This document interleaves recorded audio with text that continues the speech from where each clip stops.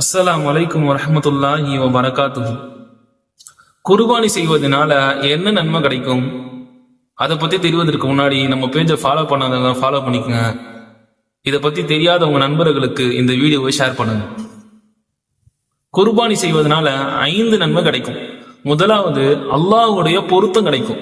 நபி ஸல்லல்லாஹு அலைஹி வஸல்லம் அவர்கள் கூறுகிறார்கள், குர்பானி செய்யக்கூடிய நாளில் ஆதமுடைய மகன் செய்யக்கூடிய செயல்களிலேயே மிகவும் அல்லாஹ்வுக்கு விருப்பமான செயல் ரத்தத்தை ஓட்டுவது, அதாவது குர்பானி கொடுப்பது என்பதாக கூறினார்கள்.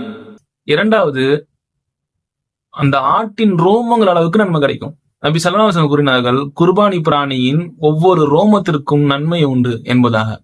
மூன்றாவது, நபிமார்களின் சுன்னத்தை ஹயாத்தாக்கிய நன்மை கிடைக்கும்.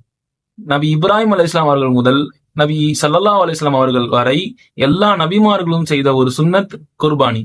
இன்று நாமும் அதை செய்யும் பொழுது சுன்னத்தை ஹயாத்தாக்கிய நன்மை கிடைக்கும். நாலாவது, தியாக உணர்வு என்பது நமக்கு ஏற்படும்.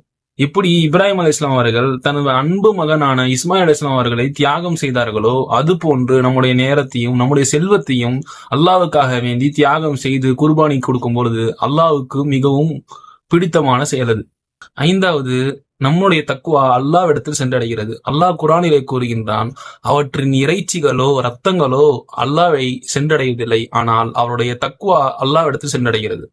எனவே இந்த குர்பானியை அல்லாஹ்வுக்கு பிடித்தமான முறையில் செய்து அதனுடைய முழுமையான நன்மையை பெறுவதற்கு அல்லாஹ் தௌஃபீக் செய்வான. அஸ்ஸலாமு அலைக்கும் வரஹ்மத்துல்லாஹி வபரகாத்துஹு.